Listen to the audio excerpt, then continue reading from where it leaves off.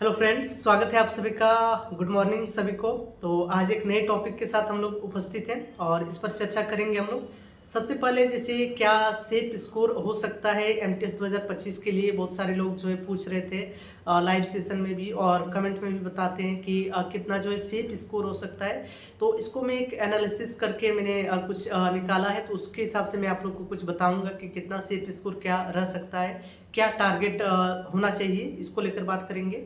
साथ ही साथ एग्ज़ाम का क्या सिचुएशन है, एग्ज़ाम डेट और ज्वाइनिंग तक में कितना क्या टाइम लग सकता है, इसको लेकर भी बात करेंगे। जो एमटीएस 2025 वाले हैं तो उनका ज्वाइनिंग, फाइनल ज्वाइनिंग कब तक हो सकता है, क्या क्या प्रोसेस होता है, थोड़ा बहुत जान लीजिए। अभी टाइम है, थोड़ा सा पढ़ने का भी मन नहीं कर रहा होगा अभी, क्योंकि एग्ज़ाम डेट अभी आया नहीं है। तो थोड़ा सा, क्योंकि बहुत दिन से आप लोग पढ़ रहे होंगे, ठीक है, तो अभी थोड़ा सा जानकारी भी ले लेना चाहिए। तो इस हिसाब से मैं आप लोग को बताऊंगा सेफ स्कोर के बारे में, एग्ज़ाम कब तक हो सकता है, फाइनल ज्वाइनिंग में कितना क्या टाइम लगता है और कब तक जो है आपका ज्वाइनिंग हो जाएगा, ठीक है।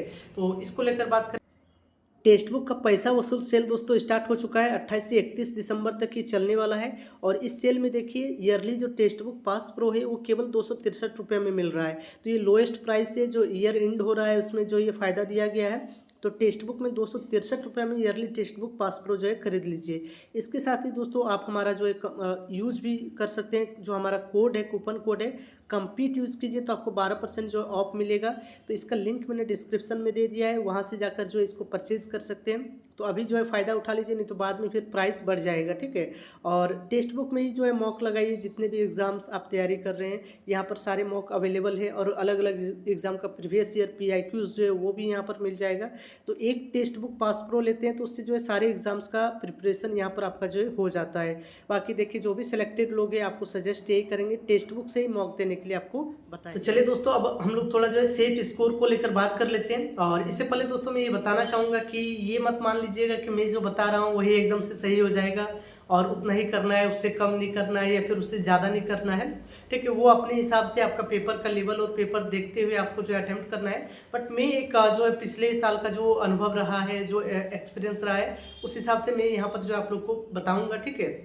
मैंने जो 2024 का एमटीएस का भी कटअप बताया था, बट वो जो है एग्ज़ाम हो जाने के बाद बताया था, तो वो लगभग जो है सही रहा था। तो उस हिसाब से अगर देखें दोस्तों, इस बार भी क्योंकि जो कटअप सेफ स्कोर ये सब चीज़ में बहुत सारी चीज़ें फैक्टर करती है, ठीक है। तो वो अभी एग्जैक्ट सब चीज़ें बता पाना संभव नहीं है। फिर भी जो मन में हमारे रहते हैं कि जो हमारा जो एग्ज़ाम है तो कितना हम अटेम्प्ट करें, कितना क्या करें, एक मन में तो आता ही है। तो उस हिसाब से जो है हम लोग इसमें बात करने वाले हैं। तो देखिए, एमटीएस में अभी देखिए जो सिलेबस चेंज हुआ है, पैटर्न चेंज हुआ है, उसमें 3 बार एग्जाम हुआ है। जो एमटीएस 2022 था, 23 था और 24 था। एमटीएस 2022 का अगर देखें तो एग्जाम भी 2023 में ही हुआ था, फिर 23 वाला भी 23 में ही हुआ, फिर 24 का जो है ये हुआ है, ठीक है। तो इसमें देखिए तो जो अभी लेटेस्ट जो हुआ एमटीएस 2024 उसमें बात करें तो उसमें क्या था कि उसमें देखिए लगभग 11,000 समथिंग वैकेंसी था, 12,000 के आसपास वैकेंसी था। 120 कटअप गया है 12,000 वैकेंसी में। और साथ ही साथ जो पेपर का लेवल था दोस्तों, वो थोड़ा सा टफ ही था, क्योंकि उसमें देखिए जो एवरेज मार्क्स आ रहे थे वो बहुत ही कम था।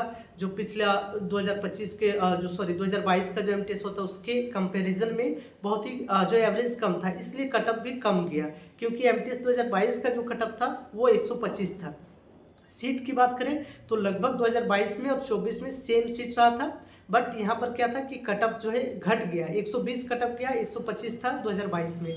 तो इसका रीज़न वही था दोस्तों कि इसमें जो है क्या था कि आपका पेपर का लेवल जो था, पेपर का लेवल थोड़ा सा टफ था। तो उस हिसाब से ही डिसाइड होता है। इस बार भी देखिए तो वैकेंसी लगभग 8,000 के आसपास से मान के चले, 36 लाख लोगों ने लगभग फॉर्म भरा है, ठीक है, 36 लाख लोगों ने। तो इसलिए जो है कि आपका कटअप 120 से नीचे नहीं रहेगा, ठीक है। ये मेरा जो है अभी तक का अनुमान जो है, यही मैं आप लोग से बोलूँगा, 120 से तो नीचे नहीं रहेगा। क्योंकि जो 2024 में था पेपर लेवल टफ था। तो हो सकता है इस बार एडिक्विटी पैटर्न है तो ठीक है, नहीं नंबर कम आ रहे हैं। जैसे सीजीएल में भी उतना बहुत ज़्यादा, मतलब एक रेंज में ही कटअप रहा सीजीएल में भी, ठीक है, जो प्री था उसमें भी। तो इसलिए दोस्तों इसमें ऐसा नहीं कि एकदम से बहुत कम चल जाएगा, ठीक है। क्योंकि 2024 में जो पेपर लेवल था वही पेपर लेवल अगर इसमें भी रहता है तो भी 1-2 नंबर बढ़ा के ही आप चलिए, क्योंकि वैकेंसी जो है कम है। तो इसलिए मैं आपसे कहूँगा जो सेफ स्कोर की अगर बात करें तो 120 तक जो है आप टारगेट कीजिएगा। 110 से 120 तक जो है आप टारगेट जरूर कीजिए, इतना नंबर तो आपका आना चाहिए, ठीक है। उससे कम में ऐसा नहीं है कि 100 वाले का नहीं होगा, ऐसा भी हुआ है। नॉर्मलाइजेशन अगर होता है तो 100 वाले को भी 125 नंबर तक नॉर्मलाइजेशन मिल जाता है। तो ऐसे चीज़ें बहुत सारे फैक्टर डिपेंड करती है, बट अभी हम ज़्यादा ही लेकर चलेंगे तो वो ज़्यादा हमारे लिए बेटर है। तो 110 से 120 तक जो है आप रॉ स्कोर में अभी टारगेट करने का कोशिश कीजिए। अब दोस्तों बात करते हैं एग्ज़ाम और जो है ज्वाइनिंग को लेकर। तो देखिए एग्ज़ाम की बात करें तो अभी जो है फरवरी में ही चांसेस लग रहे हैं, जनवरी लास्ट तक में भी संभव है कि हो जाए, जनवरी लास्ट तक स्टार्ट हो जाए, बट फरवरी लगेगा ही। फरवरी मान के चलिए, फरवरी पूरा जो है एग्ज़ाम चलेगा, तो फरवरी में ही अभी जो है डेट यही मानकर चलिए। और ज्वाइनिंग की बात करें दोस्तों तो इस पर जो है मैं बहुत ज़्यादा अभी नहीं बोलूँगा, बट पूरा 4 महीना 5 महीना टाइम लगेगा लास्ट तक ज्वाइनिंग में, ठीक है। और अभी क्या है कि एडिक्विटी का देखिए कुछ फिक्स नहीं है, आंसर के आने में भी लेट हो रहा है, किसी का रिजल्ट आ रहा है, किसी का आंसर की नहीं आ रहा है।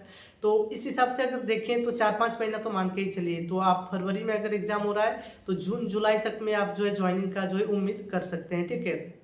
तो जून जुलाई तक तो लग ही जाएगा ये मान के चलिए, क्योंकि बाकी अगर देखें जो एग्ज़ाम हुआ है उसमें भी 4-5 महीना लगता ही है, क्योंकि पहले सबसे पहले तो आंसर के आने में 10-15 दिन लग जाएगा।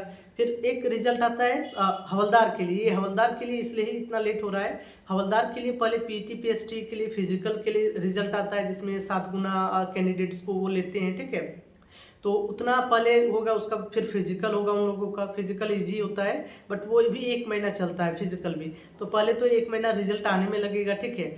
फिर वो 1 महीना फिजिकल होगा, 2 महीना हो गया, फिर उसके बाद 1 महीना तक लगभग जो है मान के चलिए उसका बाद भी रिजल्ट आने में लग जाता है। तो इस बार अगर देखें तो नवंबर में एग्ज़ाम खत्म हो गया था, नवंबर 2024 में 14 नवंबर को जो है लास्ट था, या फिर 20 नवंबर 19 नवंबर था, एक शिफ्ट हुआ था। तो 19 नवंबर तक खत्म हो गया था। फिर जो है आंसर की आने में लग गया 10 दिन से 12 दिन लग गया था। और उसके बाद जो है जनवरी में 21 जनवरी को डेट था, 21 जनवरी को जो है पीटी पीएसटी का रिजल्ट आया। तो नवंबर में एग्जाम हुआ, दिसंबर पूरा लगा, जनवरी भी जो 21 चल गया 21 जनवरी तक। फिर जाकर जो है आपका पीटी पीएसटी हुआ और फाइनली जो है 12 मार्च को जो है रिजल्ट आया। तो मान लीजिए नवंबर में एग्जाम हुआ, दिसंबर जनवरी फरवरी मार्च 4 महीना लगा रिजल्ट आने में, ठीक है। और रिजल्ट आने में 4 महीना लग गया, तो इसमें भी 4 महीना लेके चलिए आप, तो जून तक हो ही जाएगा। उसके बाद ज्वाइनिंग की बात करें तो अलग अलग डिपार्टमेंट पे डिपेंड करता है। किसी डिपार्टमेंट में जो है 1 महीना के अंदर ही जो है ज्वाइनिंग हो जाता है, किसी में 2-3 महीना लग जाता है। तो इस हिसाब से जो है ज्वाइनिंग होगा। और अभी जो है डिपार्टमेंट अलोकेशन रिजल्ट के साथ ही हो जाता है, तो थोड़ा सा और भी टाइम थोड़ा बचत है, नहीं तो फिर पता नहीं 5-6 महीना भी लग जाता है। तो हो सकता है किसी किसी डिपार्टमेंट में 5-6 महीना भी जो है ज्वाइनिंग में लग जाता है, रिजल्ट आने के बाद भी जो है 4-5 महीना लग जाता है, ठीक है। तो ये सब चीज़ें आपको देखना है, बाकी हम लोग डिटेल में बात करेंगे। तो चलिए दोस्तों, आज की वीडियो में इतना ही है, फिर मिलते हैं अगले वीडियो में, तब तक के लिए आप सभी का धन्यवाद।